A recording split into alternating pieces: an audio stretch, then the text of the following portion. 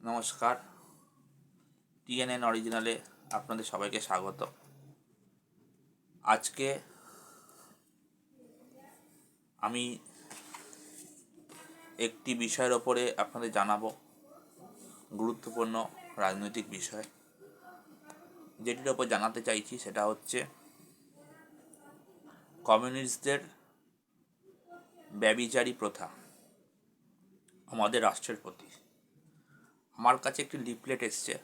লিফলেটটা দেখতে এইরকম, এখানে দেখতে পাচ্ছেন আপনারা, এই পিছনটা এরকম, সামনেটা এরকম। তা এখানে জ্যোতি বসুর একটা ছবি আছে, দেখুন কোনায়, এই দেখুন। এইখানে প্রথমে লেখা আছে, এখানে 8খানা বিষয়ের উপর বলেছে ওরা। এদের হিপোক্রাসিটা 8খানা বিষয়ের ওপরে আমি আপনাদের বলছি। 1, 2, 3, 4, 5, 6, 7, 8। এনাকে ধরলে 9টা হয়, জ্যোতি বসুকে যদি ধরা হয়। আর এই পিছনে হচ্ছে, পিছনে তাদের হলো 10টা। তাই পিছনেরটাতে শুরু করছি। লেখা আছে এখানে সাগর গর্জে উঠেছে প্রতিবাদ সোচ্চার। এই যে ছবিটা দেখছেন, এই ছবিটা ভিড় দেখেছেন সামনে, পিছনে কিন্তু লোক ফাঁকা। ছবিটা এমনভাবে তোলা হয়েছে জানে মানুষ মনে হচ্ছে কত ভিড়, আদৌ তা না। ঠিক আছে, এটা প্রথম হিপোক্রেসি। এবং এখানে লাল রঙের আজকে 8খানা আমি 8 দিন বলবো, আজকে ফার্স্টেরটা বলছি। প্রথমে লেখা আছে প্রধানমন্ত্রী অসম্পূর্ণ মন্দিরে রামলালার প্রাণ প্রতিষ্ঠা করেছে, আর রাজ্য মন্দিরের পিছনে রাজ্যে সরকারি খরচ হচ্ছে 1118 কোটি টাকা। ধর্মকে রাজনীতির অস্ত্র করে প্রতিযোগিতামূলক সাম্প্রদায়িকতায় নেমেছে দিল্লি আর রাজ্য সরকার। সংবিধান অনুযায়ী মন্দির, মসজিদ, গির্জা উদ্বোধনে প্রধানমন্ত্রী বা সরকারের কাজ না। ধর্মের সাথে রাষ্ট্রের কোনো সম্পর্ক থাকার কথা নয়। কে বলছে? কমিউনিস্টরা। যেই পার্টিটা তৈরি হয়েছে মুজাফফর আহমেদের হাত ধরে, মুসলিম লীগ ভারতবর্ষকে টুকরো করার পরে।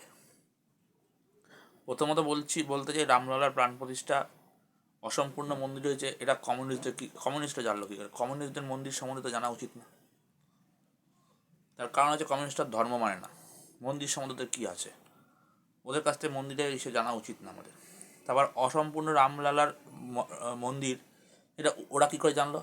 মন্দির তো সম্পূর্ণই ছিল, পরে ওদের জাত ভাই বাবর ধ্বংস করেছিল। মন্দিরের পিছনে সরকারি খরচ, রাজ্য সরকার খরচা করেছে 1118 কোটি টাকা, সেটা রাজ্য সরকার করেছে। কেন্দ্র সরকার তো করেনি রাম মন্দিরে পড়ছে, বা উত্তরপ্রদেশ সরকার তো করেনি। ওখানে হিন্দুদের ট্রাস্ট, হিন্দুরা করেছে রাম মন্দির ট্রাস্ট কমিটি। কী করে তারা বলে সরকার খরচা করেছে? মিথ্যা কথা কেন করে বলছে? রাম মসজিদ, গির্জা উদ্বোধন প্রধানমন্ত্রী বা সরকারের কাজ না, এটা বলছে। মরিচ ছবির কথাটা মনে আছে? এই লোকটি যে ছবি দেখাচ্ছি, এই মরিচ ছবির কাজের সঙ্গে, ঘটনার সঙ্গে যুক্ত জ্যোতি বসু। ধর্মকে রাজনীতির অস্ত্র এরাই করেছে। যদি ধর্মকে রাজনীতির অস্ত্র না করেনি বিজেপি, তার কারণ হচ্ছে প্রধানমন্ত্রী কখনো ধর্ম থেকে উজ্জ্বলা যোজনা, আবাস যোজনা, জল এগুলো দেয়নি, সবাইকে দিয়েছে। প্রচুর পরিমাণে উপকৃত হচ্ছে মহিলারা, যেখানে মুসলিমের সংখ্যাটা অনেক বেশি। কিন্তু আমাদের রাজ্যে সিপিএম এবং তথাকথিত তারপরে তৃণমূল মুসলিমদেরই প্রাধান্য দিয়ে এসছে, হিন্দুদেরকে অত্যাচার করে এসছে। মসজিদ, গির্জা উদ্বোধনে প্রধানমন্ত্রী সরকারের কাজ না, ওদের কাজ না, আমাদের কাজ। আমাদের রাষ্ট্রটা হিন্দু রাষ্ট্র। ওদের হাতে পড়ে ইন্দিরা গান্ধী ধর্মনিরপেক্ষ, সেকুলার কথাটা, কমিউনিজম কথাটা আমাদের সংবিধানে উল্লেখ করেছে, প্রিমিবেল উল্লেখ করিয়েছে। আমাদের দেশ গণতন্ত্র, সার্বভৌম রাষ্ট্র। কমিউনিজমের আমাদের এখানে দরকার নেই। আমাদের এখানে হিন্দু রাষ্ট্র। ধর্ম ছাড়া রাষ্ট্র নেই, ধর্ম ছাড়া রাজনীতিও চলে না। আর রাজনীতি ধর্ম না থাকে অধর্ম ঘর করবে, এটা কমিউনিস্টরা করে চীনে অত্যাচার করেছে। এই বলে আমি আমার বক্তব্য এখানে একটু শেষ করলাম। পরবর্তীকালের যেটা বলবো, আরও 7খানা বিষয় আছে এই পাতাতে, সেগুলো নিয়ে পরপর সিরিজ দেব। এই বলে আমি আমার বক্তব্য শেষ করছি। শুভরাত্রি।